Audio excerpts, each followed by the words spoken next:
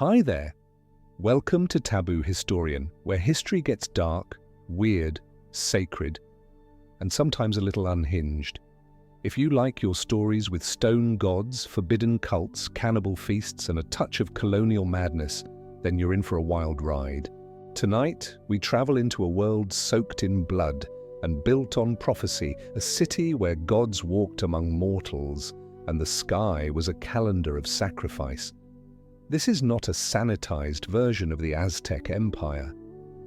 No golden feathers and neat museum plaques. We're going deep into the grit of it, the obsidian blades, the empire forged through war, fear, and faith, the rituals that made European priests clutch their rosaries, and the fall, fast, brutal, and still debated 5 centuries later.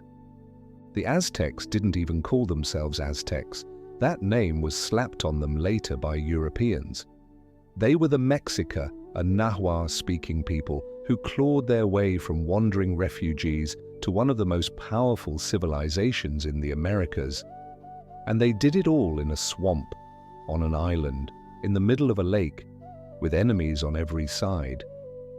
Somehow that island became Tenochtitlan, a city so massive, Spanish invaders assumed it had to be a dream. But dreams don't bleed, and this one bled plenty.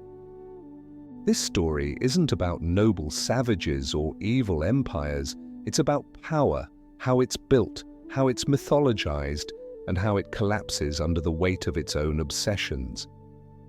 You'll meet priests with knives sharper than your kitchen set. You'll walk through temples painted with the hearts of captives. You'll see a society that believed the sun would die without a steady diet of human souls, and acted accordingly. And when it all ends with the stink of gunpowder, smallpox, and betrayal, it won't be a clean break, because the Aztecs didn't vanish. They transformed. Their gods still whisper in the alleys of Mexico City.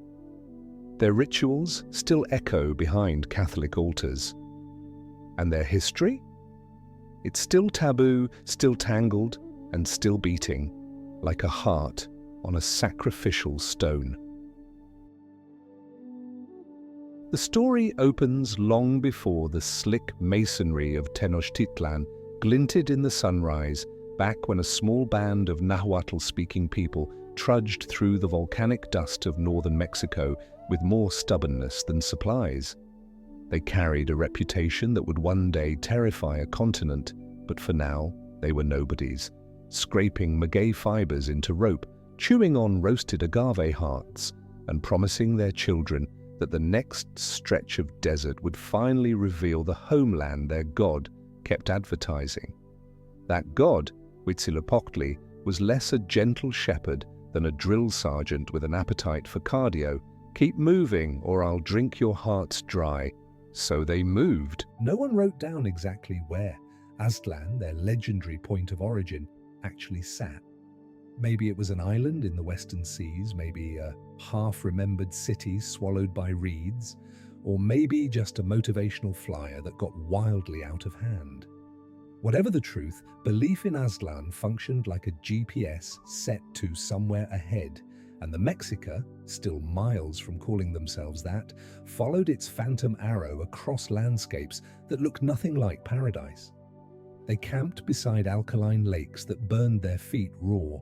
They bargained for maize in markets where local traders grinned and added a foreigner tax on every cob.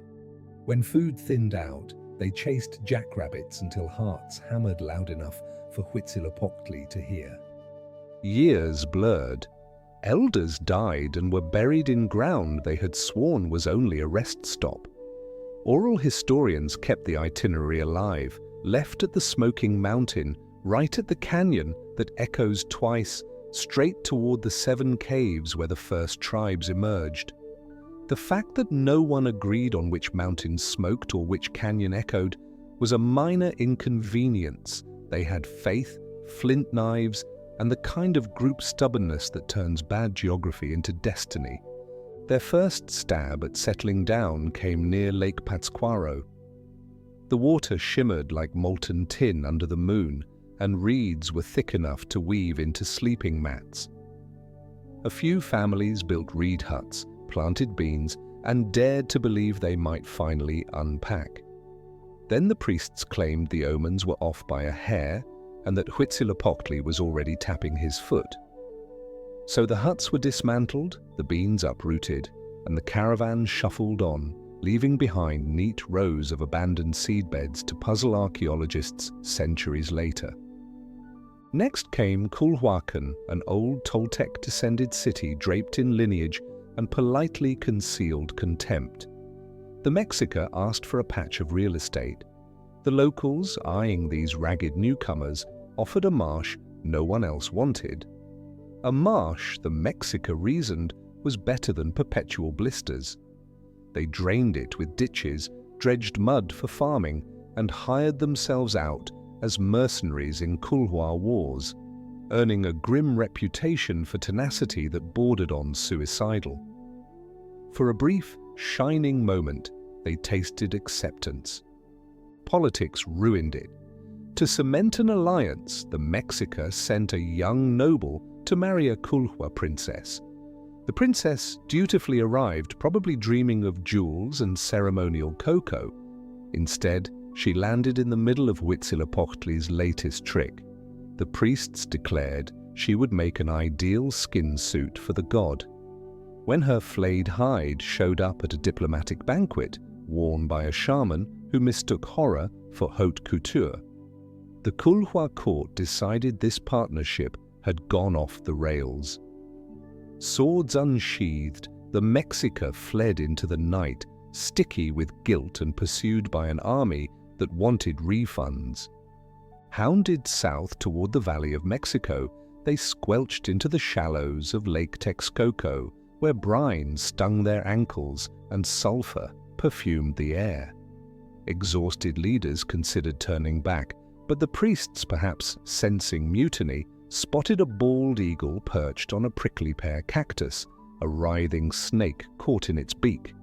To most people, a bird eating a reptile was Tuesday. To the Mexica, it was a neon billboard reading, "You have arrived." The sign matched an old prophecy word for word, and at that point even the skeptics had to admit the coincidences were piling up. They waded to the nearest island, little more than a raft of mud topped with willow scrub, and declared it the center of the universe. They christened the spot Tenochtitlan, among the stone cactuses, in honor of a revered ancestor, and immediately began shoveling muck to enlarge their new capital. Residents of established mainland cities laughed themselves breathless. Who builds a city in a swamp? People with no alternatives and a god who relishes cosmic punchlines, apparently. What followed was less a miracle than an engineering marathon. Families filled reed baskets with lake sediment, stacked them into rectangular garden rafts called chinampas, and anchored them with willow poles.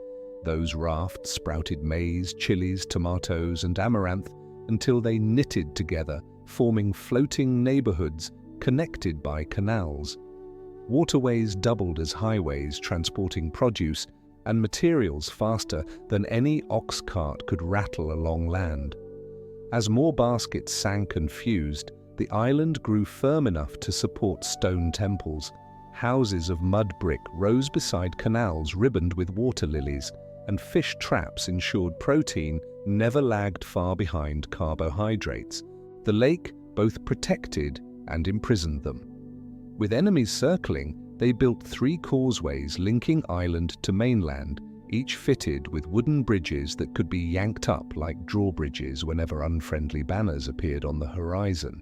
Stone aqueducts ferried fresh spring water from Chapultepec to the island, bypassing the lake's brackish mix.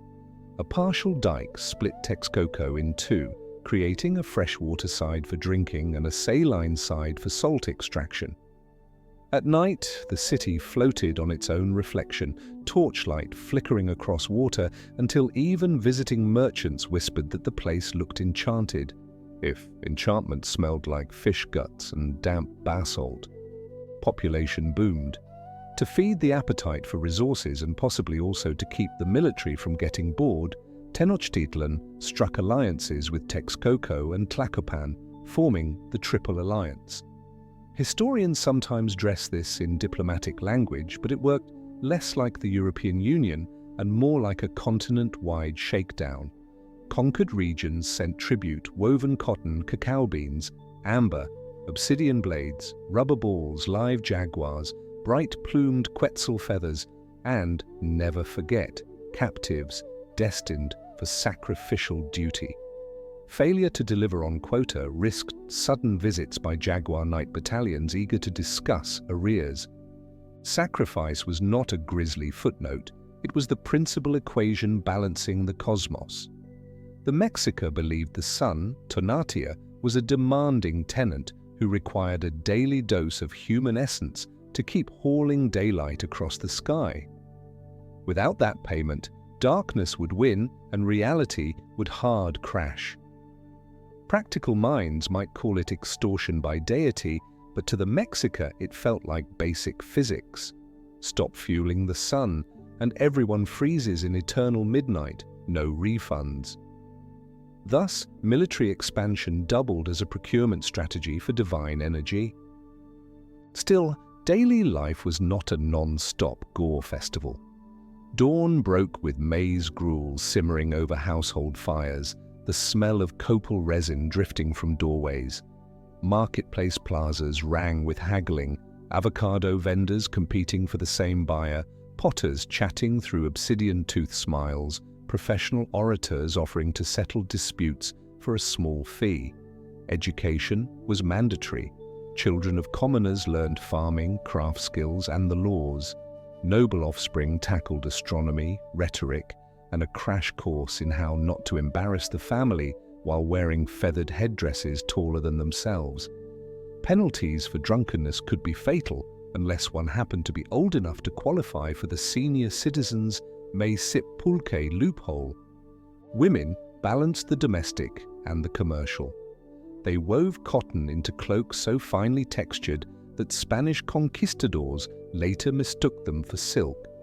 Midwives recited prayers as they eased new life into a world forever demanding more of it. Divorce, while relatively rare, existed, and the legal system allowed women to keep property brought into a marriage. Not exactly modern feminism, but closer than many old-world societies of the same century. The urban heart grew more imposing by the decade. The Templo Mayor, a stepped pyramid that rose like a squared-off mountain, dominated the skyline. Two shrines sat at its summit, one graced by Tlaloc, the Rain Lord, the other claimed by Huitzilopochtli, whose priests favored a dramatic color palette of red for blood and blue for celestial plumage. During major festivals, captives climbed the stone steps between rows of musicians pounding drums that mimicked thunder. At the top, a priest wielding an obsidian blade as sharp as surgical steel would open the ribcage in one motion. The heart, still pumping, was held up to the sun before being stored in a stone bowl the size of a soup tureen. Bodies tumbled down the steps, an act that served double duty as spiritual symbolism and gravity-based cleanup. Every 52 years, panic spiked.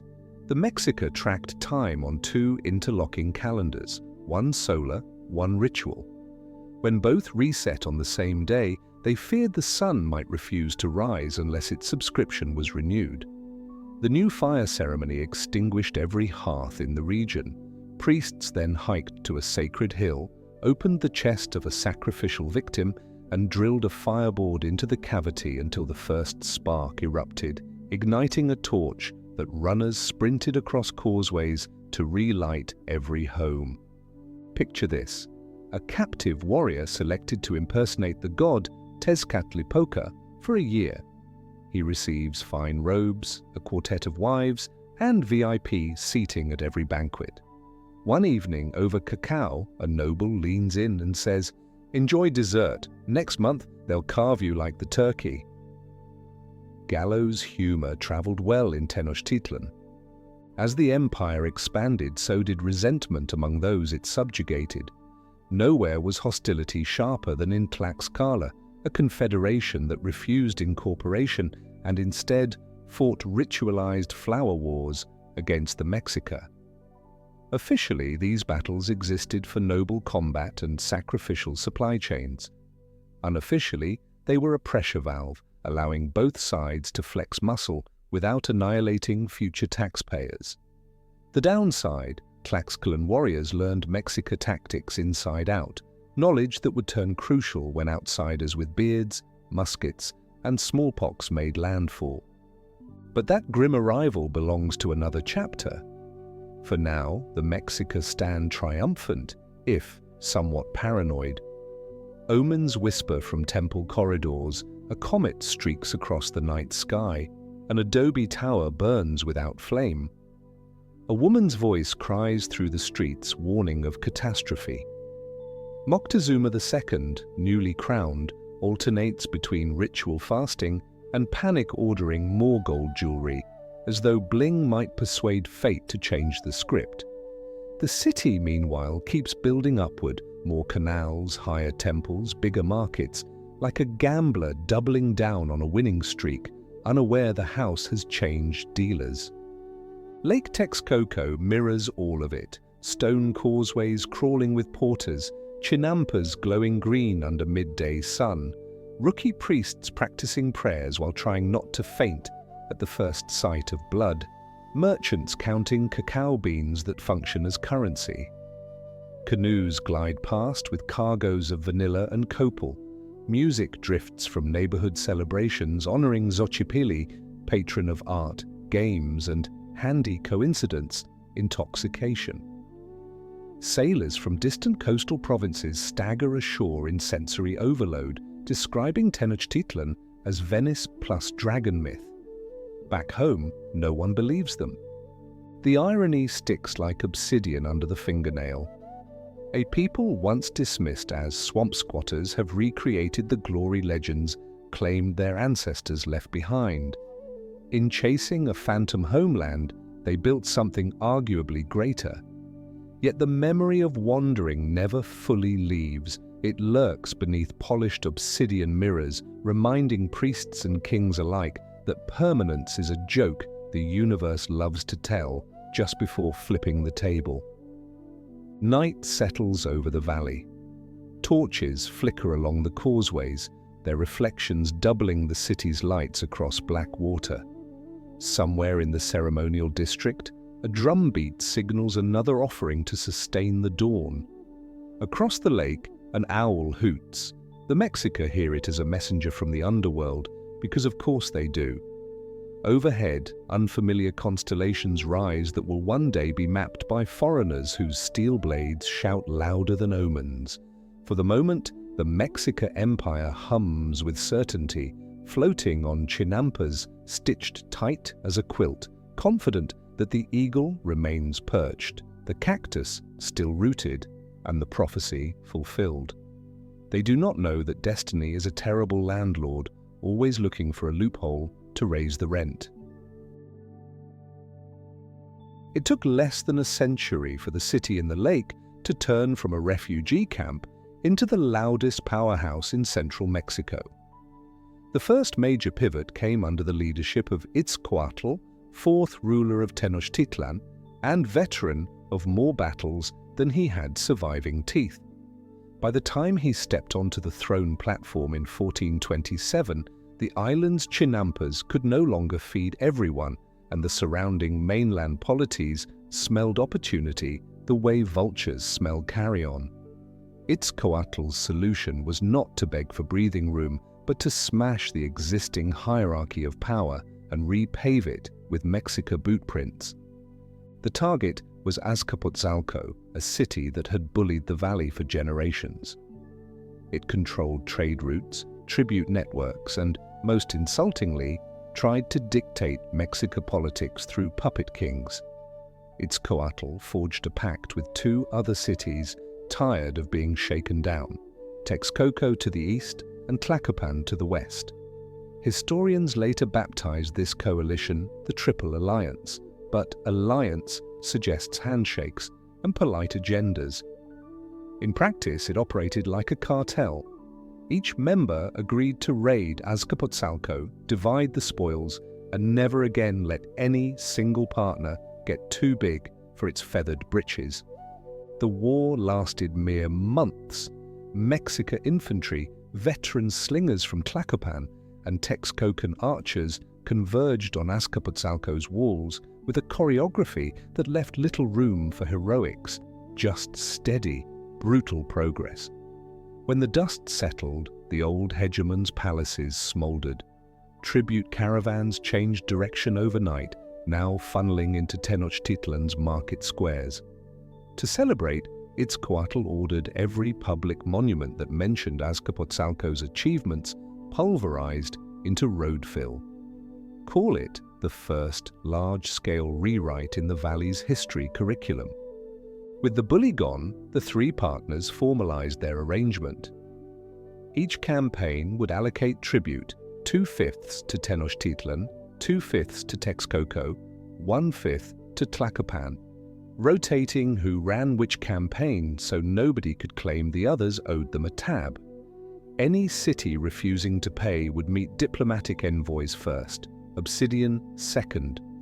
Within a decade, dozens of towns from the Gulf Coast to the Pacific funnels found themselves shipping cotton, cacao, or jade upriver, while their princes rehearsed loyalty oaths in Nahuatl. The imperial accountants invented a tribute ledger system that rivaled anything in contemporary Europe. Runners delivered painted cloth books listing quotas down to the last feather bundle. Miss your cotton shipment? Expect inspectors next quarter, the kind who arrive with 400 warriors and a portable scaffold for demonstrations of civic responsibility. On the receiving end, warehouse supervisors in Tlatelolco Market stacked tribute by category: Quetzal feathers here, copper axes there, jaguar pelts in a shady pen so the spots wouldn't fade. The scale of intake was dizzying. Spanish invaders later claimed the Aztecs wore gold, like Europeans wore wool. Exaggeration maybe, but not by much. Prestige goods piled up faster than priests could bless them. None of this expansion worked without reliable muscle, and the Mexica treated warfare like a vocational program. Every boy, prince or peasant attended the Calmecac or the Telpochcali, schools where mornings meant drilling spear throws and afternoons memorizing origin myths. Successful captives in battle won promotion to eagle or jaguar warrior status, their costumes designed to strike fear and also broadcast individual resume lines. Capture 4 prisoners alive? Congratulations! You qualified for a feathered military cloak and perhaps a seat at the banquet where still beating hearts served as the guest of honor centerpiece. Fail repeatedly, and you went home in shame, condemned to menial labor and jokes about your ancestors. While soldiers pushed borders outward, engineers pushed infrastructure upward. The Mexica dug a second aqueduct from Chapultepec Spring to double water capacity, factoring in redundancy decades before modern civil codes made it trendy. They paved causeways wide enough for 2 ox carts to pass, although no one in the valley used ox carts. It just looked impressive. Between causeway blocks, they built removable wooden bridges. By day, these lay flat, letting traders and diplomats enter. By night, they could be hauled up, turning the lake itself into a moat. A defensive masterpiece, unless a siege lasted long enough to starve everyone. So they fortified Chinampas, planting surplus maize, amaranth and beans in floating fields until the city looked less like Venice and more like an enormous salad bar ringed by spears. Religion scaled alongside empire, and so did public architecture. Moctezuma I, Itzcoatl's nephew, ordered the Templo Mayor doubled in height and bulk, proof that divine real estate prices rise in direct proportion to political confidence. Work gangs hauled thousands of tons of volcanic stone, carving staircases steep enough to intimidate enemies before combat even began. At dedication, captured kings from rival tribes carried construction tools in parody of manual labor, while priests sacrificed prisoners at each step, painting the staircase slick with gore so that priests ascending looked as if they strode through liquid dusk. Outsiders watching from the plaza re-evaluated their life choices. Moctezuma I also standardized imperial administration. Provincial governors, usually local nobles with daughters held voluntarily in Tenochtitlan as insurance, reported biannually to submit tribute and absorb new laws. The empire banned the export of cotton seeds and obsidian cores to non-member regions, cornering markets by weaponizing intellectual property centuries before patent offices existed. He even regulated dress codes. Only certain ranks could wear cotton cloaks dyed in particular pigments, forcing social status into visual order so strict that a commoner caught in the wrong shade of blue risked flogging. Texcoco's overlord Nezahualcoyotl, the poet king, though he preferred engineering to rhyme schemes, contributed a legal overhaul, 80 basic statutes carved onto stone pillars for anyone literate to read. Murder, robbery, or sorcery all carried penalties calibrated to dissuade recidivism, usually capital punishment, occasionally slavery. A few crimes, such as public drunkenness by nobles, merited an automatic death sentence on grounds that leaders should know better. Regular folk could get away with wobbling home from a pulque binge now and then, proof that even stern law codes allow comic relief. Economics flourished in the widened safety net. The market at Tlatelolco, sister city to Tenochtitlan, buzzed with perhaps 20 to 40,000 daily shoppers. Vendors hawked everything from live iguanas to cancerously spicy chili sauces. Professional judges patrolled stalls to settle price disputes within minutes. Merchants used cacao beans as petty cash, 8 beans for a turkey egg, 100 for a good obsidian knife. Larger deals relied on standardized lengths of cotton cloth. Counterfeiting either commodity risked punishment equivalent to high treason, which kept fakes rare and honest merchants motivated. Long-distance Pochteca traders licensed by the state ventured beyond imperial borders into Maya territories and even up to the northern deserts, returning with turquoise, copper bells, and gossip. They doubled as spies, gathering intelligence on rival tribes, how many warriors, which gods do they fear, any hint of civil unrest we can exploit. The reports returned, sealed with clay stamps. Tampering carried more risk than most flavors of gambling because emperors like to verify loyalty through spontaneous decapitation. By the late 15th century, under rulers Axayacatl and Ahuitzotl, the empire stretched from the Gulf Coast to modern-day Guatemala. Ahuitzotl especially relished expansion. He accused allied towns of tribute arrears just to have an excuse for war, then celebrated each victory by flooding Tenochtitlan with captives. So many prisoners were sacrificed at the rededication of the Templo Mayor in 1487 that chroniclers recorded 4 beating hearts per minute for 4 days straight. Numbers modern scholars doubt but can't entirely disprove. Even if the math inflated, the message was clear. Resist, and your population statistics become altar decorations. All that conquest needed infrastructure back home to prevent bottlenecks. Ahuitzotl ordered a 10-kilometer dike to divert freshwater from contaminated waves after a flood damaged maize reserves. He oversaw reservoirs, gardens, and a labyrinth of administrative buildings to handle the paperwork avalanche imperial growth created. Tenochtitlan now employed scribes just to copy other scribes' output onto more durable ametal paper.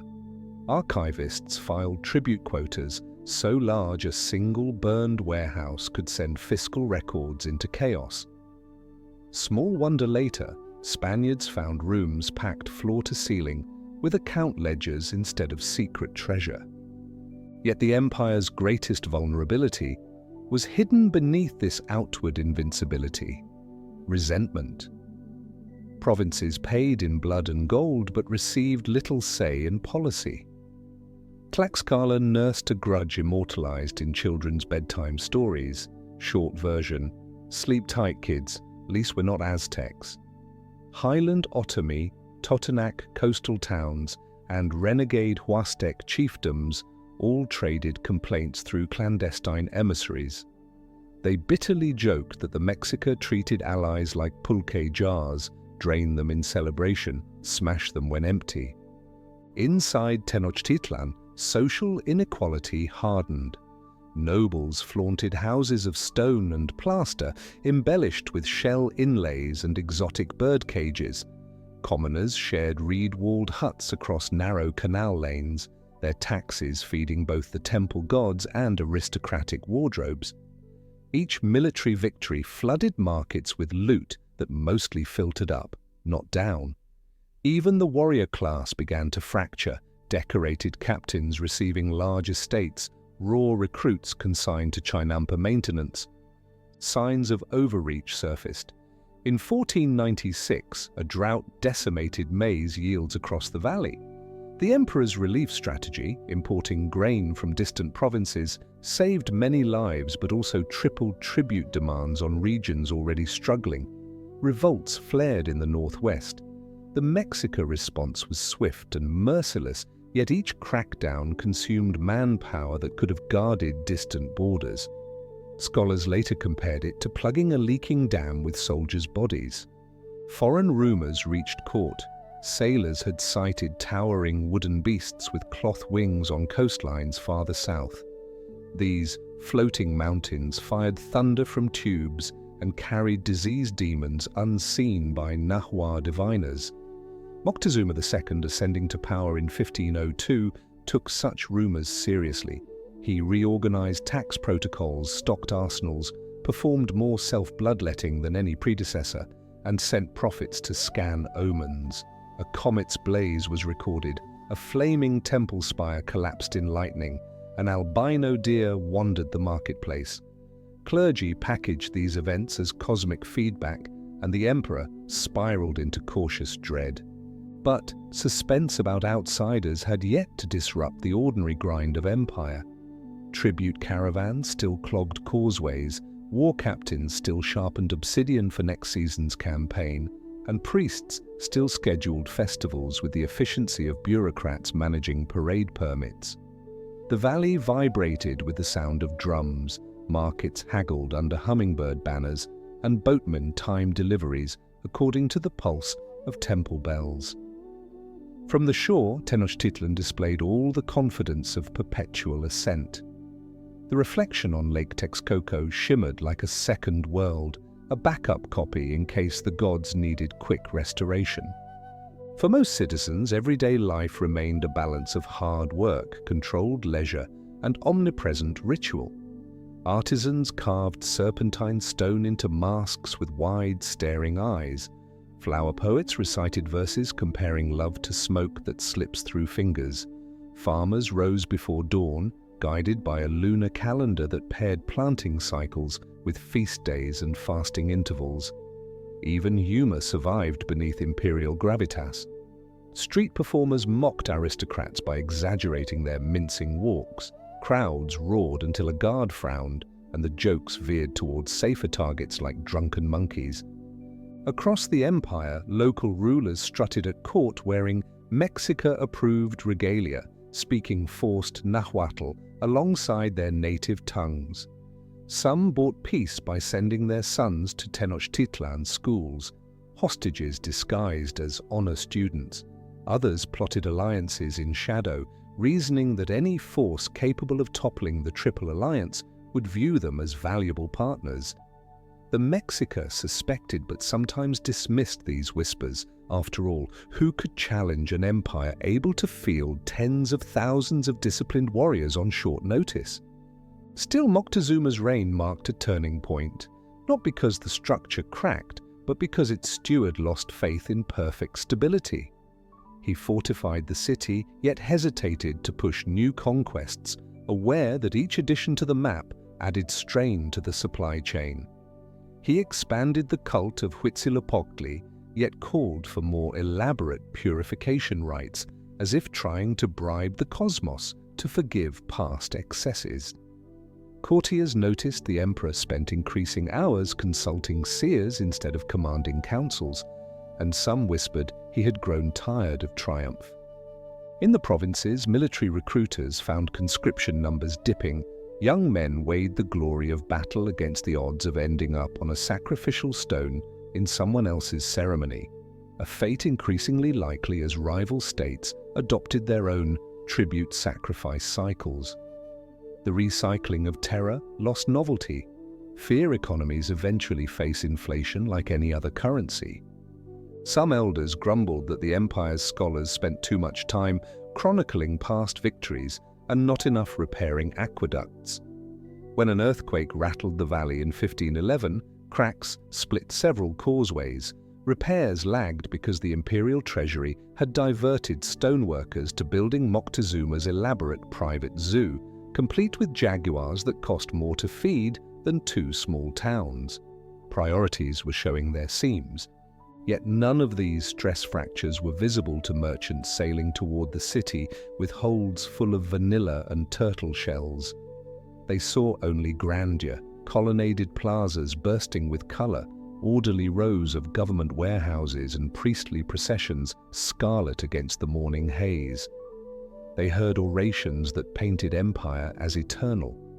They marveled at cranes hewn from single logs lifting stone blocks into place on yet another expansion of the Templo Mayor. If doubts existed, they were carefully swept beneath imported reed mats. As the second decade of the 1500s opened, the Triple Alliance remained undefeated. The sun still rose, fueled by steady tribute of blood, and Tenochtitlan's markets buzzed with the confidence of a stock exchange during a bull run. But somewhere beyond the coastal horizon, sails caught wind that would bring steel, disease, and an entirely different metric of power. The Mexica, masters of prophecy, sensed tremors but could not yet read their full magnitude. For the moment, empire lumbered forward, banners snapping over causeways, tribute caravans creaking under cocoa sacks, priests sharpening blades for tomorrow's ceremonies, and Moctezuma studying signs in obsidian mirrors, searching for answers that refused to hold still. Smoke from copal incense curls skyward, thick enough to taste on the back of the tongue, but no one coughs or waves it away. Scent matters. It feeds the gods as surely as blood. In Tenochtitlan, a good scent can lift a prayer faster than any messenger.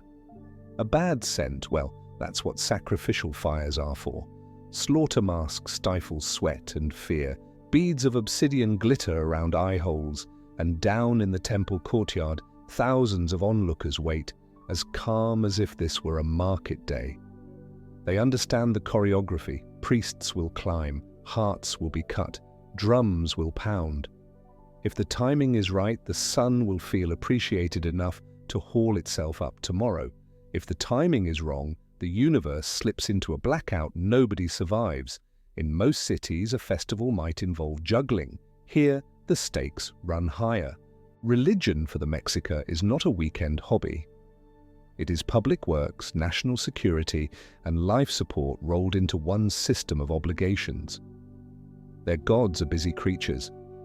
Tlaloc chops rain out of cloud bones, Quetzalcoatl breathes wind, Zyp-Totec handles fertility by wearing flayed skins like new clothes.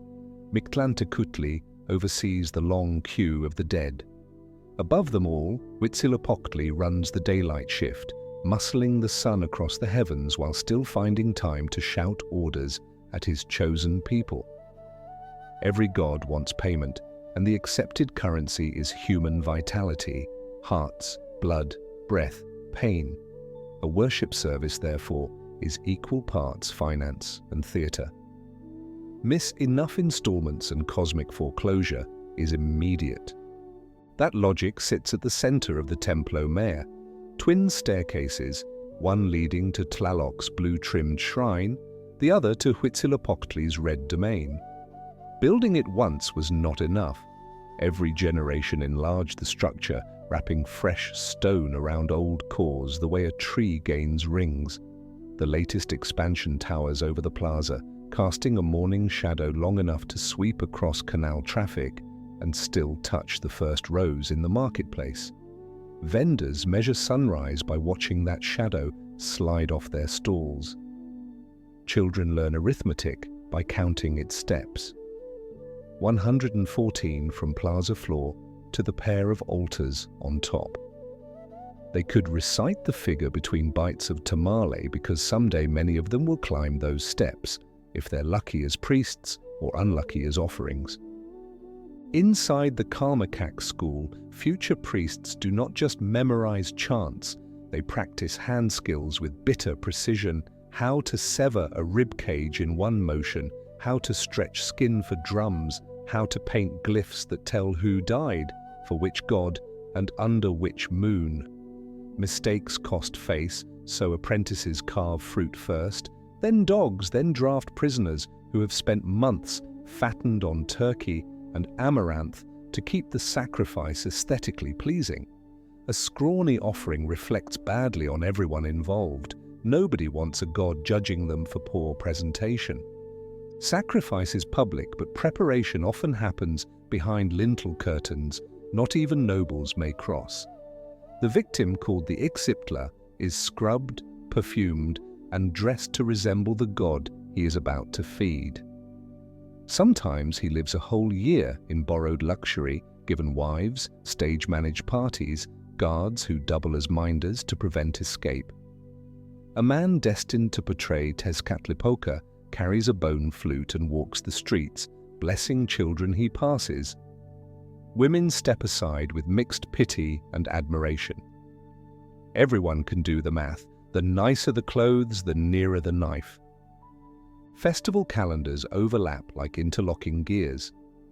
The 260-day ritual cycle winds through 18 20-day months, plus 5 dangerous days at the end, where reality feels threadbare and accidents spike. Each month honors specific deities: rain for the farmers early in the planting season, war gods just before major military campaigns, maize spirits at harvest. Random sacrifice is inefficient. Timing matters more than volume. A single heart on the right day is worth more than 50 on the wrong one, though truth be told, no priest likes to run short on inventory. Better safe than sunless. The sunstone, often mislabeled a calendar, is really a cosmological contract displayed in basalt. Ring upon ring of chiseled glyphs summarize previous worlds that have already fallen: Jaguar world, Wind world, Fire world, Flood world.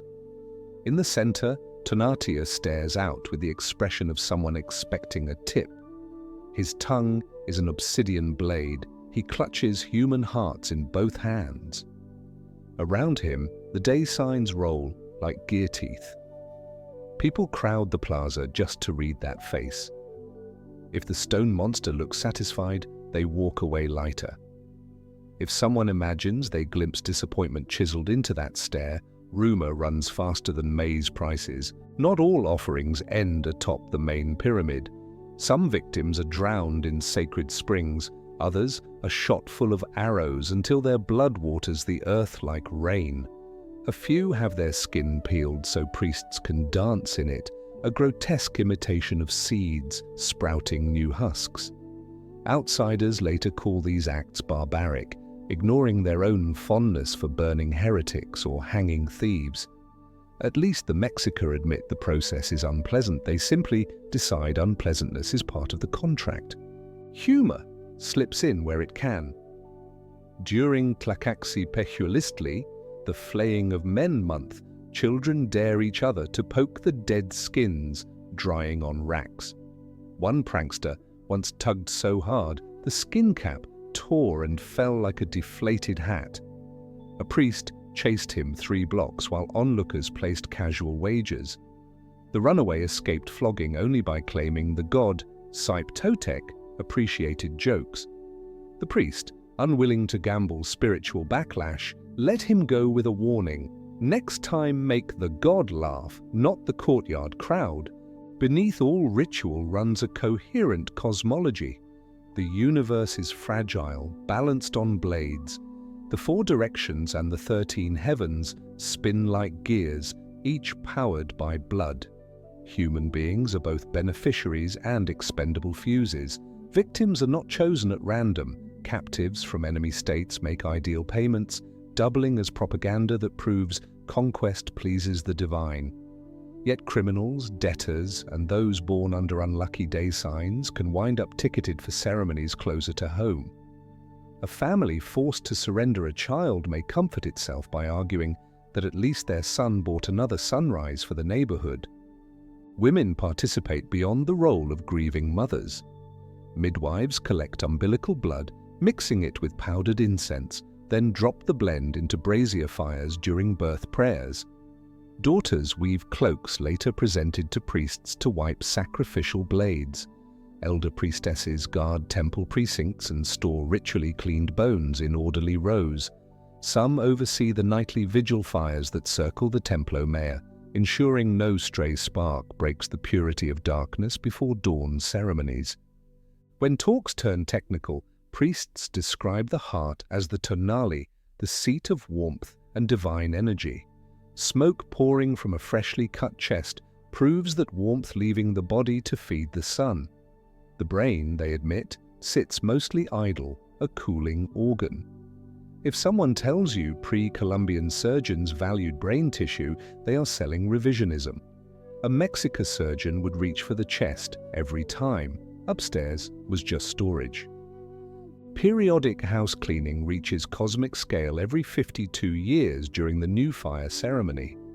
All flames across the empire are extinguished at sunset. Families huddle in chill silence, fearing sounds of approaching star demons. Meanwhile, across the lake on the Hill of the Star, priests bind a sacrificial victim atop a stone platform. As Orion's belt climbs overhead, they carve the first cut. When a spurting heart appears, a torch touches the cavity. If it catches instantly, cheers roar down valley slopes, the gods accepted payment, and people sprint torches back to relight every hearth. If it sputtered, well, that scenario never happened, or at least no one alive to tell the tale saw it. Optimism is easier when the backup plan is too grim to contemplate. All this devotion shapes the legal system. Theft from a temple incurs death plus public display of the corpse as a reminder that property lines can be metaphysical. Traders cheating on shell counts must repay double and donate slaves to the nearest shrine. Adultery, depending on circumstances, varies from stoning to fines of cotton cloth earmarked for priests' prayer sashes. The law thereby funds the liturgical budget. Some criminals hope to escape corporal penalties by volunteering for sacrifice. Judges rarely object. Everybody wins except the condemned, though they console themselves by picturing a favorable afterlife assignment. Speaking of afterlife, the Mexica model offers multiple routes. Warriors and women who die in childbirth follow the sun across the sky for 4 years before returning as hummingbirds or butterflies to sip flower nectar. Others slog through 9 layers of Mictlan, solving hazards that make Dante's Inferno look like a theme park. Burials include grave goods, obsidian blades, jade beads, a dog made of clay, so the deceased has a guide and tools. Cremation is rarer but acceptable for high-ranking nobles whose ashes mingle with ashes of earlier kings in urns stored beneath palace floors. The empire's blood economy does not go unchallenged. Tlaxcalan captives, paraded through streets bound but defiant, spit curses about gods who do not bargain but bully. Mexica onlookers shrug. Faith without teeth invites invasion. A common observation: the sun drank the world once before, better that it drinks strangers than us. Philosophers inside Texcoco's royal court sometimes debate moral angles, yet even the poet king Nezahualcoyotl funds temples. You can afford conscience only after paying the invoices of eternity. Dissent sometimes comes from weather rather than words. A drought arrives and sacrifices skyrocket, seeking to wring water from stingy clouds. Humbled priests swing hearts toward the east, where Tlaloc's mountain domain lifts blue in afternoon heat. If rain still refuses, tension rises at market stalls. Corn prices double, merchants fear riots, and priests schedule another cycle of offerings. When storms finally break, credit flows to the nearest altar, reinforcing the system. No one tracks control tests because statistical method will not appear here for centuries. Cause and effect bend to narrative convenience.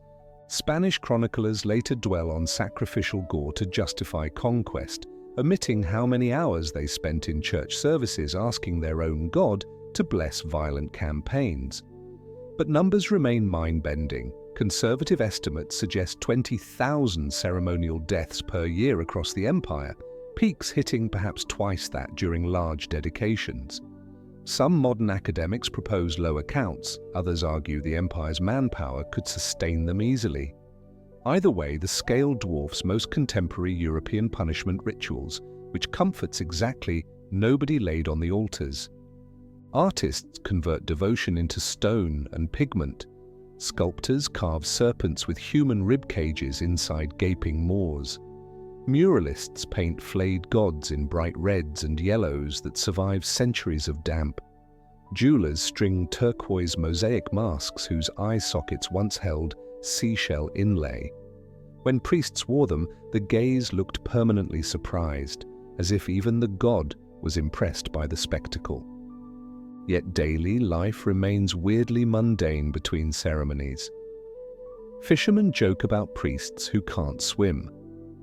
Weavers gossip that a certain high priest keeps tripping over his blood-soaked robe. Children chase dragonflies along canals, ignoring distant drumbeats. Humdrum coexists with horror because habit dulls edges. Tomorrow another victim dies and another sunrise proves the logic. People who question the system rarely do so where ears might report them. Loose talk risks being volunteered as the next devotional stipend. Every new ruler tries to put his stamp on theology. Moctezuma I adds layers of etiquette, forbidding commoners from making eye contact with him, to emphasize that the Tlatoani speaks directly for the gods. Ahuitzotl expands the pantheon's foreign imports, patronizing Mixtec artisans who craft gold discs for Tlaloc festivals, then claims the diversity pleases the heavens. Moctezuma II, the current occupant, ramps up austerity instead. More fasting, stricter taboos on royal kitchens, whispers down corridors that he bleeds himself nightly to keep prophetic nightmares at bay. He orders temples whitewashed, which looks tidy, but does nothing to mask the iron scent of coagulated offerings baked into pumice floors. As rumors of bearded strangers filter inland, priests study omens with new urgency. A comet flares like a severed serpent tail. They slice more throats. A lake boils after an earthquake. They promise bigger ceremonies. Yet privately, some confess to doubts. What if these portents signal a test the old methods cannot fix? Still, better excessive zeal than hesitation. They draw obsidian across their own earlobes, cheeks, tongues, letting blood drip onto paper banners later burned, so smoke carries the message skyward. Self-sacrifice is acceptable, economical even, though far less theatrical than fresh captives. Meanwhile, far from the temples, merchants still haggle, lovers still sneak behind chinampa hedges, and schoolchildren scribble multiplication tables in dust. The empire has grown so large that any single ceremony, however grand, becomes background noise for provinces 200 miles away. A Totonac farmer may care more about whether the next tribute caravan will seize his eldest son than about whether Tenochtitlan's priests split 600 or 700 hearts next festival. Faith fuels empire, but fatigue shadows faith. Standing in the shadow of the Templo Mayor, one might feel that the ground vibrate when drums start. A heartbeat echoed by hundreds of war captains stamping their feet. The victim climbs, his steps measured by guards who know he'd rather bolt. At the summit, he lies back on a stone that fits his shoulder blades exactly, engineered by artisans who studied anatomy without ever writing it down. Obsidian flashes, a cheer rolls through the plaza like thunder, sheared in half. Somewhere beyond human sight, gods supposedly grin. The priest holds the heart aloft, steam rising in morning air. Below, spectators exhale relief, another interest payment cleared. Not even the highest priest believes these rituals will postpone doom forever. They buy time, maybe a generation, maybe only to the next eclipse. But time is worth any price if civilization hangs from it. Trade routes stay open, chinampas keep floating, poets keep rhyming, children keep learning to count. People get sunburned instead of frozen in eternal night. That is the bargain carved in stone and reaffirmed in blood. Whether the gods truly demand it or merely tolerate it hardly matters. The system functions because everyone agrees the alternative is worse. Lights dim as clouds slide across the afternoon sun. A passing chill makes older spectators clutch feathered cloaks tighter, but the sky brightens again and chatter resumes. Vendors reopen gourds of pulque, rowers push canoes back onto canals, priests drag bodies to disposal terraces, and stone steps receive fresh scrubbing. Life moves on at a steady, practical pace. Somewhere beyond the eastern forests, sails trim to fit shifting winds, but for now, nobody here has seen them. The gods have been fed, the sun sets on schedule, and tomorrow's rituals wait, tidy as ledgers, dripping silently in the empire's vast account book of faith. Morning haze lifts off Lake Texcoco like steam from a kettle, revealing the daily commute of a city that seems to glide on water. Canoes packed with produce glide along canals wider than some European high streets. Porters trot over the causeways balancing crates of cacao or baskets of chilies on their backs. The sheer noise, vendors shouting prices, dogs barking, temple bells marking the hour, sounds like a single machine revving to life.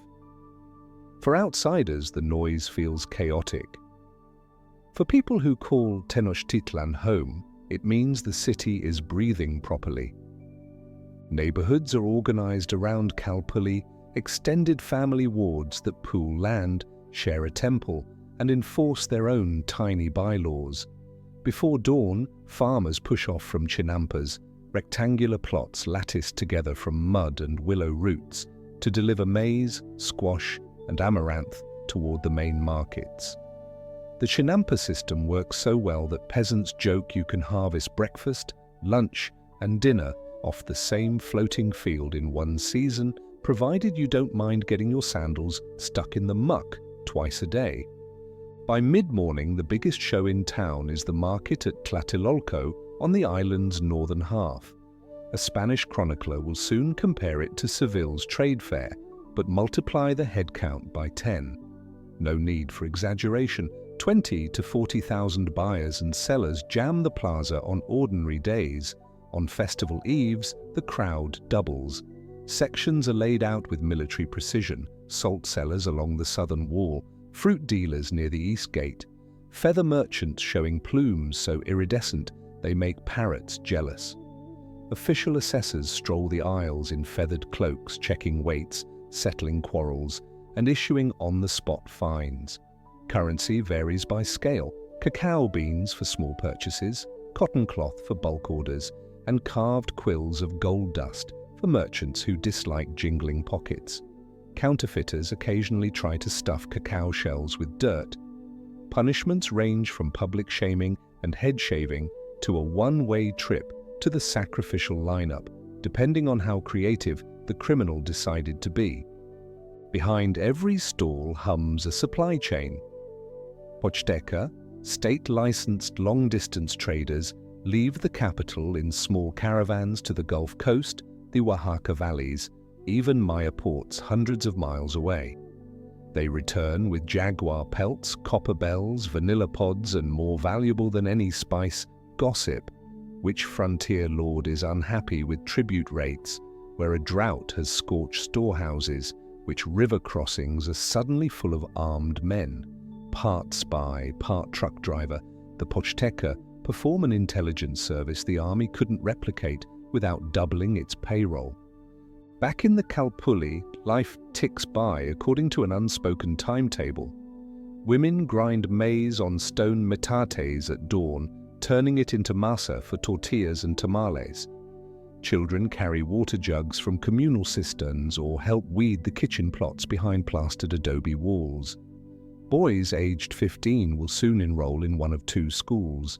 Most attend the Telpochcalli, where mornings begin with sweeping temple courtyards, humility training, and end at dusk with spear-throw drills heavy enough to make the timid rethink career choices.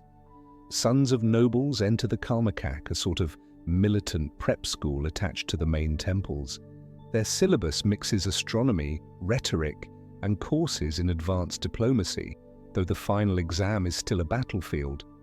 Girls do not escape the curriculum. At home, they learn weaving, cooking, and the ceremonial etiquette required to manage household altars. Wealthier families send daughters to exclusive houses supervised by elder priestesses. There they practice singing hymns, brewing chocolate for rites, and weaving cloth so fine that one length can cost more than a modest house. Contrary to Spanish rumor, these schools are not cloistered nunneries. Graduates often become respected wives or business owners who lend capital in cacao to start-up merchants. Marriage resembles a merger more than a fairy tale. Matchmakers shuttle between families, negotiating dowries of blankets, maize fields, or occasionally a talented artisan slave.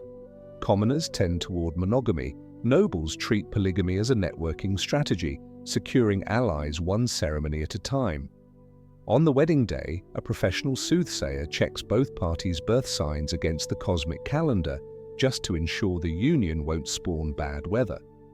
If she spots trouble, the couple waits a few days for a luckier alignment. Divorce is legal but carries social sting. Grounds include chronic laziness, spousal violence, or a husband's utter failure to catch a single prisoner in battle, an embarrassment so severe some men volunteer for the next sacrificial queue rather than face in-laws at market. Class divides are as visible as temple steps. Nobles, the Pipiltin, stride around in cotton capes dyed with imported cochineal red, a pigment worth its weight in shell bead tax receipts. Commoners, Macahualtin, wear undyed maguey fiber cloaks that itch until they soften from daily wear. Slaves, or tlacotin, make up about 3% of the population and aren't chattel for life. They can buy freedom, marry free partners, and even own land, provided they keep paying debts or please their owners. A slave who escapes and reaches the royal palace, steps without being caught, earns automatic emancipation and, depending on the emperor's mood, a stiff drink. Architecture follows function more than ornament. Common houses sit on basalt foundations, walls of sun-dried brick, plastered and whitewashed once a year before the rain god's festival. Roofs are thatch, or, for wealthier households, wooden beams with packed mud tiles. Public buildings show off with tzompantli volcanic stone, light, easy to carve, and tinted a muted burgundy that makes temple frescoes pop like frescoes in a modern art gallery. Streets are narrow, but canals pick up the slack. Waste collection boats prowl before dawn. Night soil ends up fertilizing distant chinampas, closing an agricultural loop that would impress a 21st century recycling consultant. Sanitation beats European standards by centuries. Almost every home keeps a steam bath, temazcalli, where residents sweat out grime, then scrub down with soapy roots before plunging into an adjoining cold pool. The nobility step it up with aromatic herbs and attendants who slap them with leafy branches to improve circulation. Physicians, the city hosts an entire guild, diagnose illness using a mix of herb lore and star charts. Cures might involve maguey sap, ground obsidian powder, or the ritual inhalation of tobacco so strong it doubles as interrogation aid. Entertainment runs from the wholesome to the lightly murderous. In the ball court, athletes fling a solid rubber ball through sideways stone rings using hips alone. Matches draw betting crowds, maize, blankets, even personal liberty change hands. Across the plaza, gamblers crouch over patoli boards, dropping black and white pebbles onto red-painted cross patterns, risking wagers the way modern office workers play fantasy football. Traveling troops of dancers act out mythic wars, wearing masks that drip with beeswax to shine under torchlight. Nobody claps politely, they roar, whistle, and toss beans onto the stage if the story lags. Laws maintain the societal engine with a severity tuned somewhere between strict parent and divine wrath. Petty theft earns slavery. Repeated drunkenness, acceptable in seniors, scandalous in teenagers, invites public head shavings and a beating. Bribery of judges brings death, usually by strangulation with the very cotton sash that carried the bribe. Still, the system offers appeal courts in Texcoco or even the capital for those who think local magistrates mixed up their penalties or their metaphors. City security relies on a night watch drawn from neighborhood guilds. Guards patrol with obsidian-tipped spears and whistles carved like ocelots. They check for curfew violators, fire hazards, and unauthorized pulk parties. The occasional drunk who resists arrest is tied to a canal post until he sobers up, or the morning reed boat rush hour splashes cold water on his hangover. Humor among watchmen trends dark. Better a chill in your bones than a knife between ribs, unless the knife belongs to the priest, in which case consider it career advancement. Food ties the whole culture together. Staples include tortillas, tamales steamed in corn husks, and atole, a hot maize porridge thickened to the consistency of semi-liquid bricks. Protein comes from turkeys, ducks, dog breeds raised for meat, and the ever-popular axolotl, a salamander grilled with chilies. Insects aren't stigmatized. Ant larvae sautéed in oil of squash seed command higher market prices than chicken. On festival days, nobles treat guests to zocolatl, a frothy chocolate drink whipped with ground chili and scented with vanilla. Commoners sip a thinner version flavored with maguey sap. They still call it luxury, even when it scalds their tongues. Agricultural planning is a city-wide obsession. Every kalpuli tracks its maize yields on bark paper ledgers. Scribes tally surplus and coordinate with temple granaries. When floods threaten, armies of peasants sling mud to buttress dikes, supervised by engineers wearing feathers instead of hard hats. In drought years, cargo canoes haul grain from provinces 300 miles away. Tribute states complain about the logistic burden, but the alternative is watching lake folk riot in the market. The empire's motto, unspoken but understood, could read, "Keep Tenochtitlan fed or expect jaguar nights at your door by sunrise." Religion shades into routine at the family level. Before breakfast, parents cast a few maize kernels into the hearth fire while thanking Chinteotl, god of maize. Fishermen smear lake mud on boat prows as a casual nod to water spirits. Schoolchildren memorize hymns, not out of piety, but because temple choirs award the best singers extra tamales. Even skeptics follow the motions. Participation keeps neighbors from gossiping and, more practically, spares one from priestly attention. Underneath the public bustle, empire accountants hum along, cross-checking incoming tribute against palace wish lists. Warehouses on the eastern edge of the island stack cotton bales so high that supervisors walk catwalks to count them. Feather cloaks hang in cedar closets, protected by smudge pots burning repellent herbs. A single royal ceremony can clear half a storeroom in one afternoon. Gifts to visiting dignitaries, payments to professional warriors, costumes for dancers who will burn them in symbolic endings that make auditors weep. The imperial zoo serves as both propaganda machine and biologic curiosity cabinet. Jaguars pace stone cages, howler monkeys dangle from cypress beams, and handlers feed rattlesnakes with live birds to impress tourists.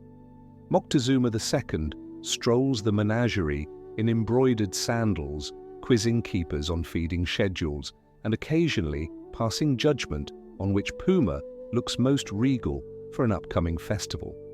Casual visitors pay a small fee, 2 cacao beans, to gawk, proof that even intimidation can be monetized.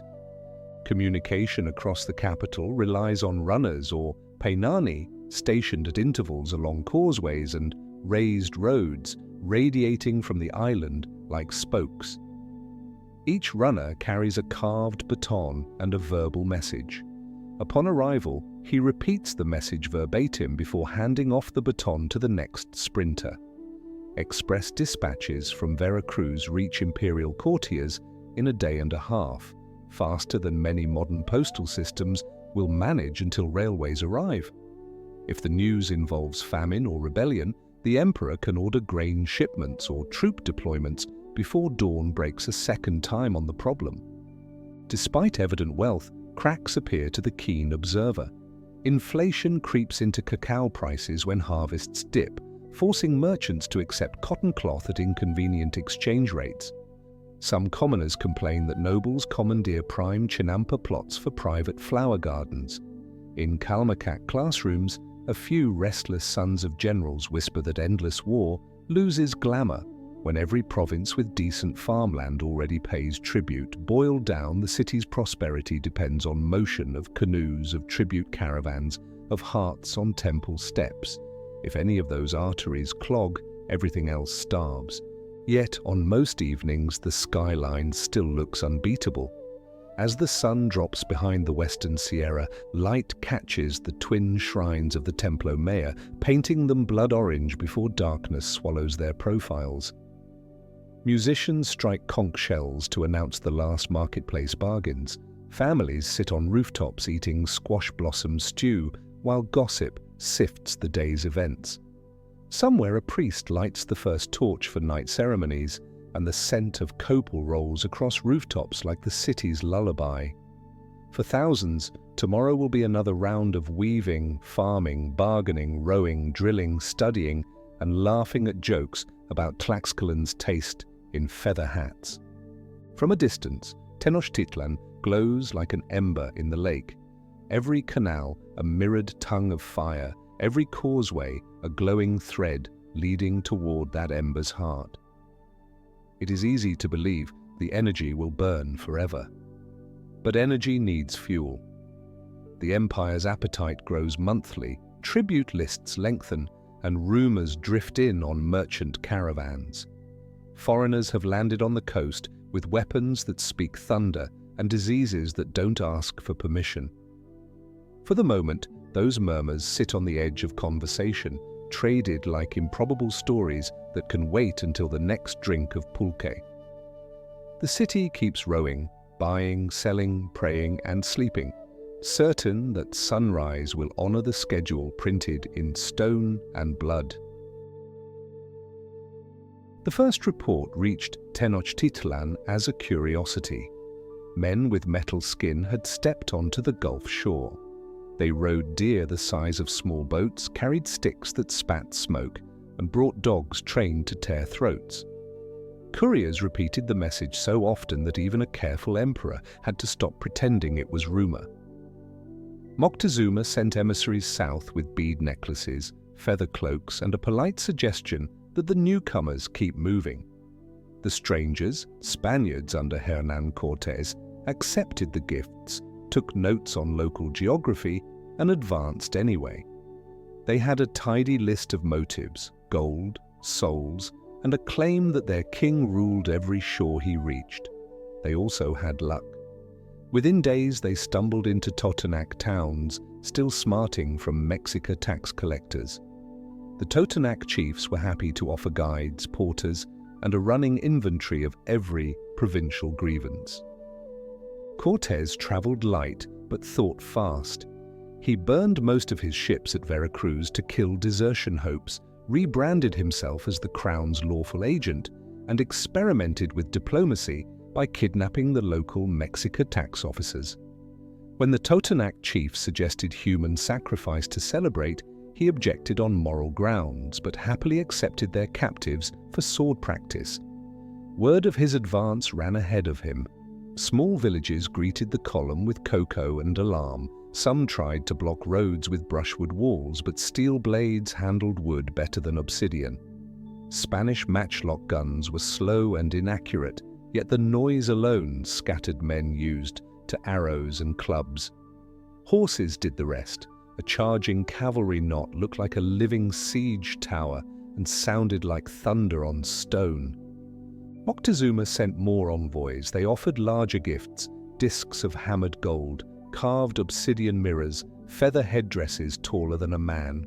Cortés thanked them, declared himself satisfied, then marched onward. Behind him, priests in Veracruz dismantled the coastal temples, replacing stone idols with painted crosses. Totonac allies learned quickly idols could stay if they bowed to new statues on the same shelf. It was cheaper than rebuilding everything. The column entered Sierra Madre foothills where roads narrowed between pine ridges. Here, Tlaxcalan scouts shadowed them, independent warriors who had fought the Mexica for a century and weren't eager to watch strangers stroll past. Clashes erupted. For 2 days, Spanish units squared up against Tlaxcalan spears in rain-soaked glens. Horses leapt ditches, cannon barked, and steel cut through cotton armor. But the Spaniards could not be everywhere. When a Tlaxcalan sword opened a captain's throat, Cortés realized this was no skirmish. He switched tactics, pulled back, and sent messengers under a white flag. Tlaxcalan councils responded with cold arithmetic. The enemy of their enemy might be useful.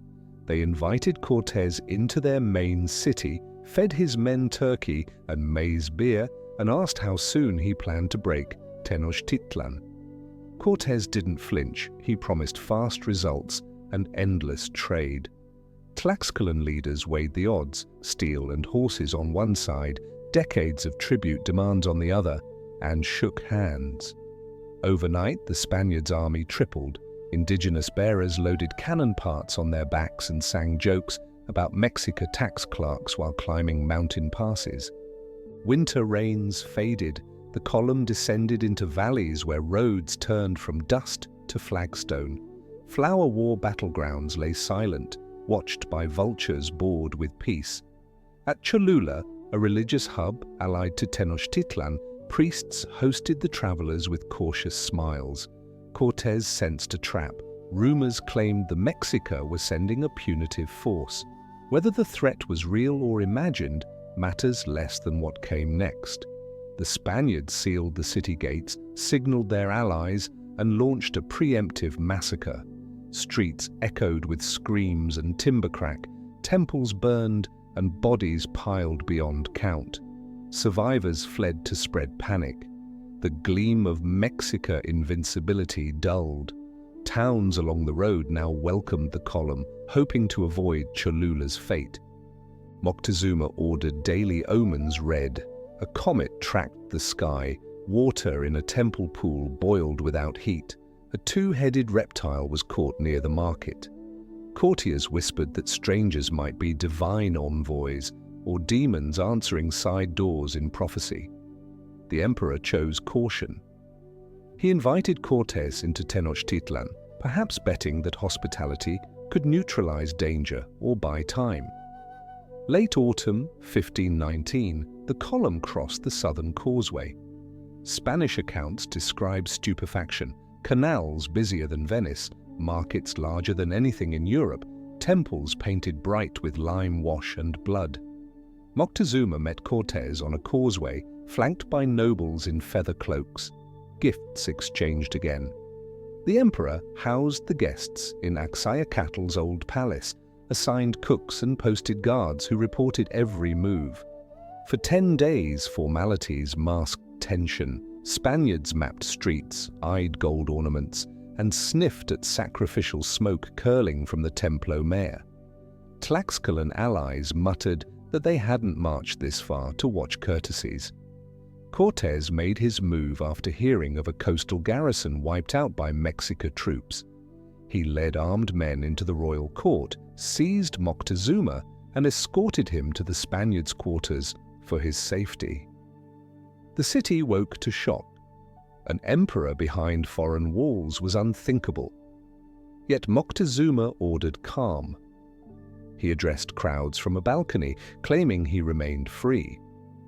The fiction held for weeks, buying the Spaniards time to send gold shipments to the coast and to dismantle ceremonial idols on temple pyramids. Priests protested. Cortés allowed them one last festival, Toxcatl, dedicated to the god Tezcatlipoca. While thousands danced in circular formations, Spanish soldiers sealed the exits and attacked. Metal swords cut feather costumes, and blood ran through temple drains. When the music stopped, hundreds lay dead. The city erupted. Stone-throwing mobs besieged the Spanish compound, cutting off water and food. Cortés had marched out earlier to face a rival Spanish force on the coast. He hurried back through ambushes, re-entered the city at night, and found his men trapped behind barricades made of beams and broken idols. They held Moctezuma on the roof, urging him to calm the populace. Stones struck his face. He died a few days later, killed by either the crowd or the Spaniards, depending on who told the tale. The moment he fell, the fragile arrangement shattered. Cortés ordered a breakout. Late June 1520, heavy rain blew across the lake, muting sound and hiding moonlight. Spaniards loaded gold ingots into packs, laid wooden planks across the causeway gaps, and moved single file. Someone tripped an alarm. Warriors in canoes swarmed, arrows poured like sleet, spears jabbed from water, and men weighed down by treasure tumbled into the lake. Horses panicked on slick planks and kicked riders into the dark. By dawn, the survivors staggered onto Tlacopan Causeway, minus half their force and most of the loot. The Spaniards called it La Noche Triste, the Night of Sorrows. Tlaxcalan allies led them into hill forts where they licked wounds and counted losses. Victory chants echoed in Tenochtitlan, but the city had inhaled a deadlier enemy. Smallpox, unrecognized at first, erupted in fevered pustules. It killed palace servants, soldiers, priests, and finally Cuitlahuac, the new emperor. Incineration pyres burned day and night. Bodies drifted in canals, spreading infection. Within months, 1 in 4 residents was dead or dying, a blow worse than any siege engine. Cortés regrouped. He forged iron fittings from melted church bells, built brigantines, shallow draft vessels armed with cannon, and hauled them in pieces across mountains to the lake. Allied towns supplied wood, food, and thousands of warriors eager to settle scores. By spring 1521, 13 warboats patrolled Texcoco's waters, cutting supply lines to the island capital. On land, 3 columns tightened around the causeways. Inside Tenochtitlan, new Emperor Cuauhtémoc fortified streets with barricades, converted rooftops into archer nests, and stretched rope barriers across canals to trap brigantines. The siege ground forward in brutal increments. Spaniards advanced by day behind shields of Tlaxcalan infantry, capturing street blocks, then retreating at dusk when warriors counterattacked from rooftops and canoes. Hunger gnawed both sides. Lake water stank of rot. Mangled corpses choked alleyways. Spanish cannon shattered temple walls, but defenders dragged rubble to build new bulwarks. Cuauhtémoc launched night raids with fire canoes, setting brigantines ablaze. Battles turned into fistfights on rocking decks, sparks raining onto water, already slick with fat from burning bodies. July rains flooded trenches and knocked down shanties, sheltering refugees. Dysentery followed. Spanish records describe Allied troops gagging at smells so foul that helmets offered no relief. Yet pressure tightened. Brigantines cut the last canoe convoys, causeways bristled with artillery. The defenders' food stores, dried fish, maize cakes, lake algae, dwindled to nothing. Parents dug for roots in temple gardens. Warriors fainted at their posts, rose again, and fought in delirium. Cortés promised clemency if Cuauhtémoc surrendered. The emperor refused.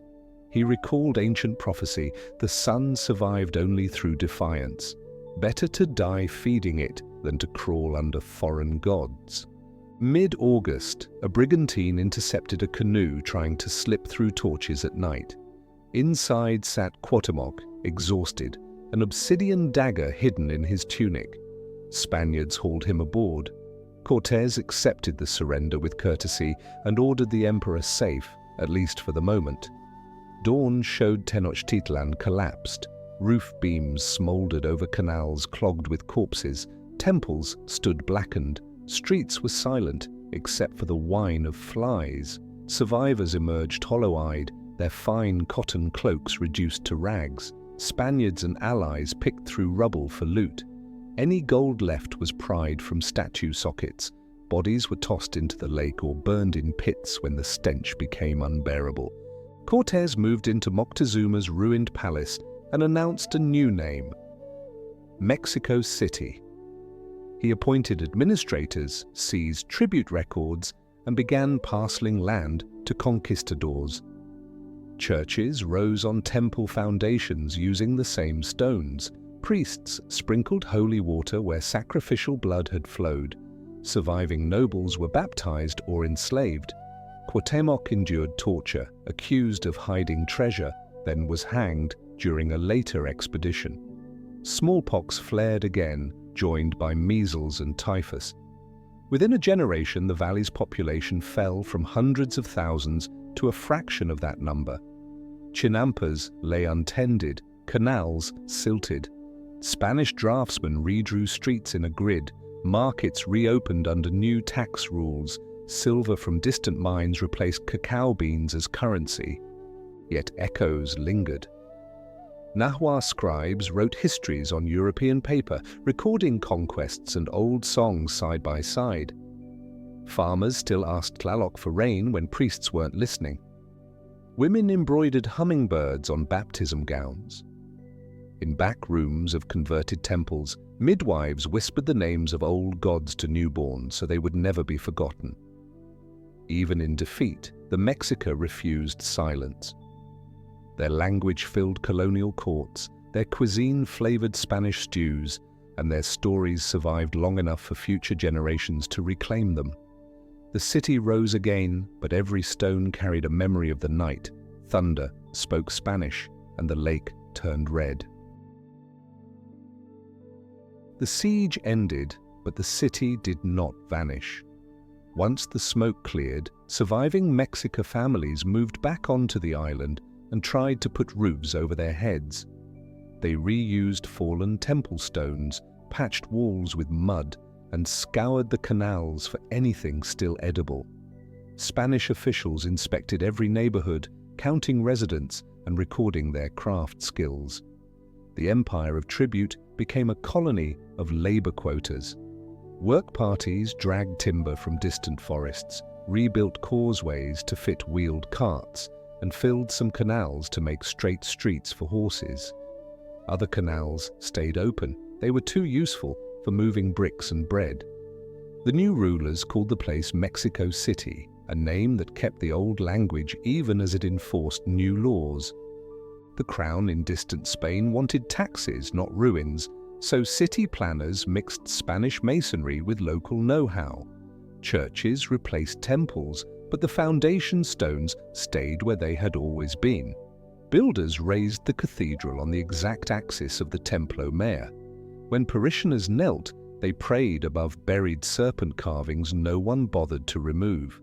Town criers announced Sunday Mass in Spanish, Nahuatl, and sometimes Latin, for good measure.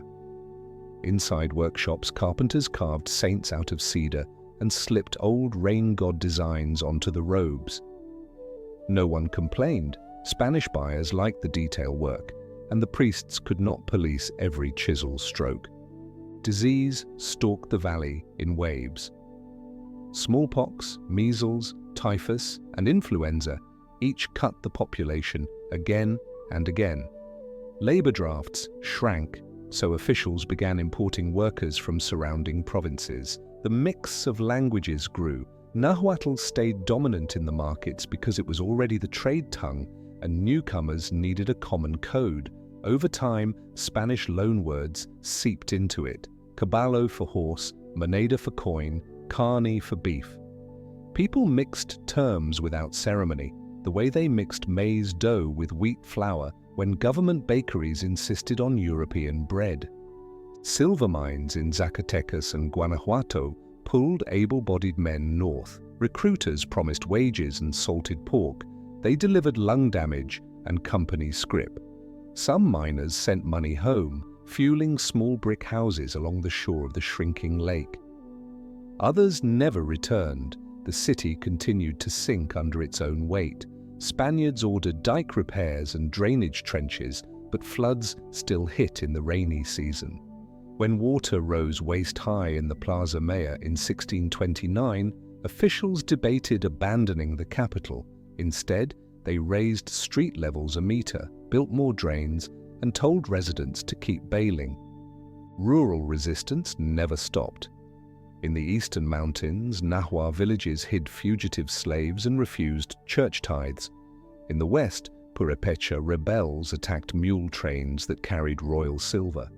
Even in the valley, street preachers mocked Spanish taxes by quoting psalms in Nahuatl with sarcastic emphasis on the lines about unjust kings. The viceroy hanged a few as examples, but humor spreads faster than fear.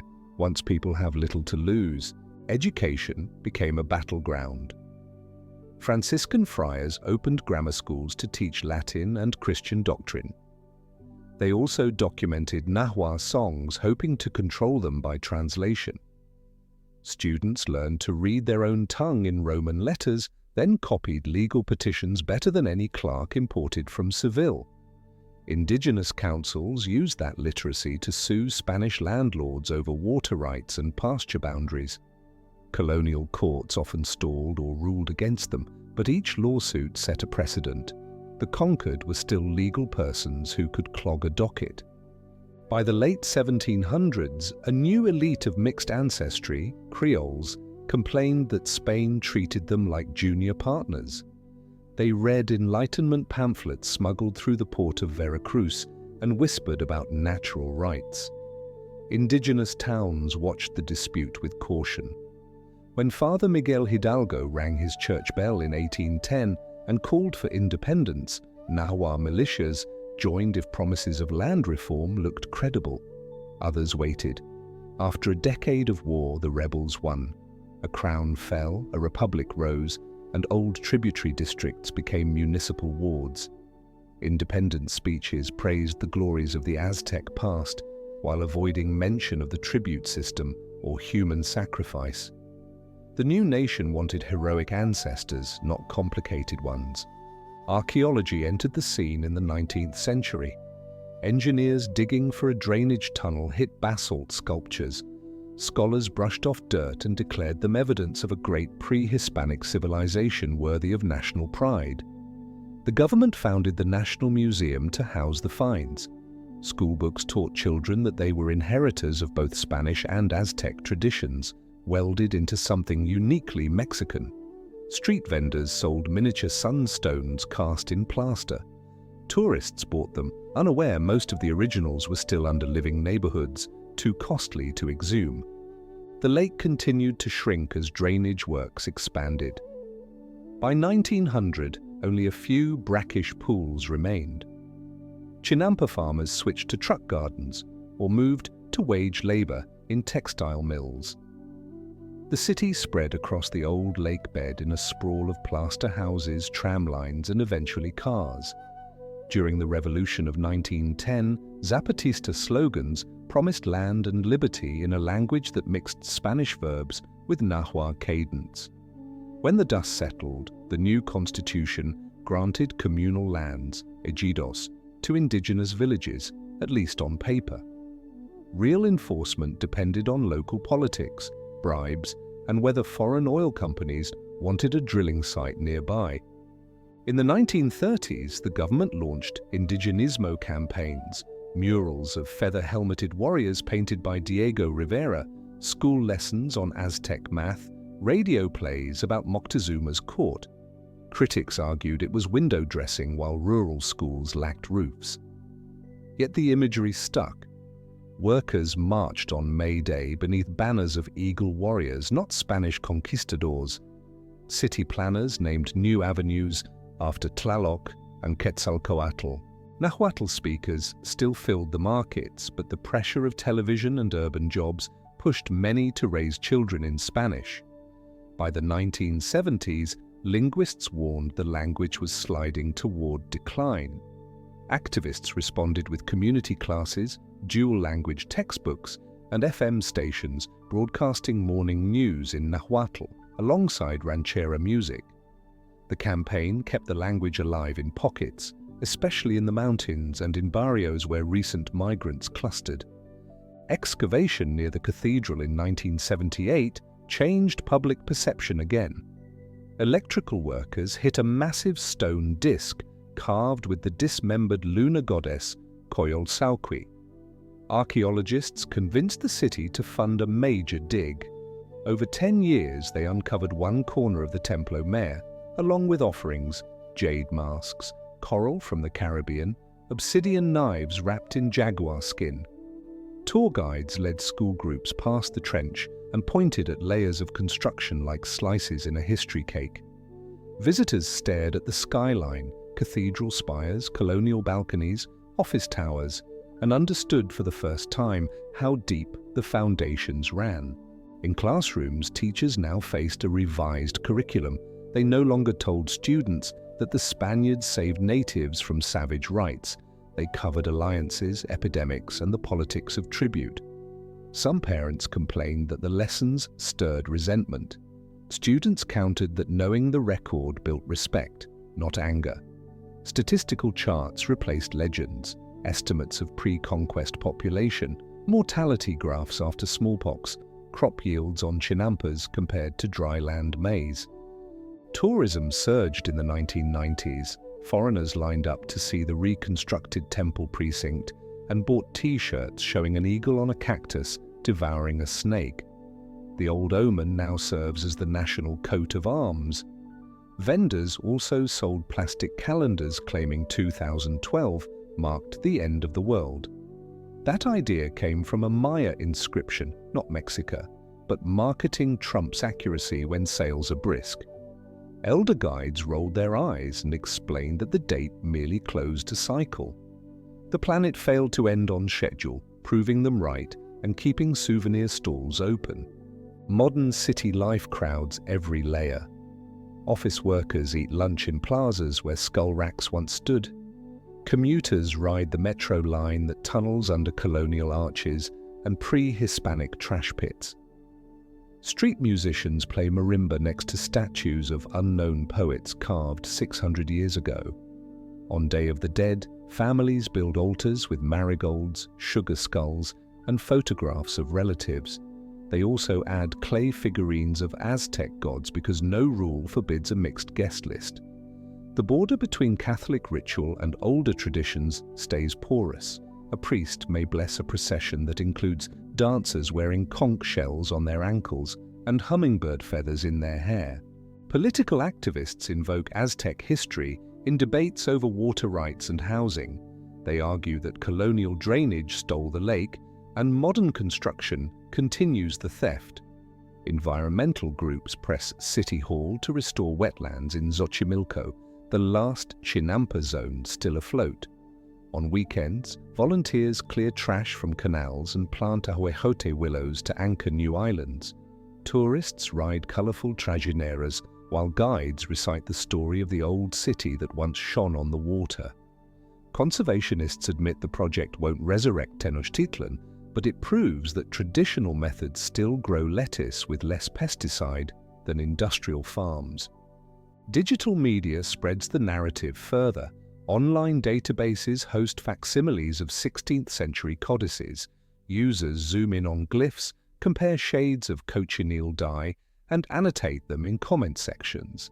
Independent filmmakers shoot documentaries about Cuauhtémoc's last stand, using drone footage over the modern grid to map the siege lines.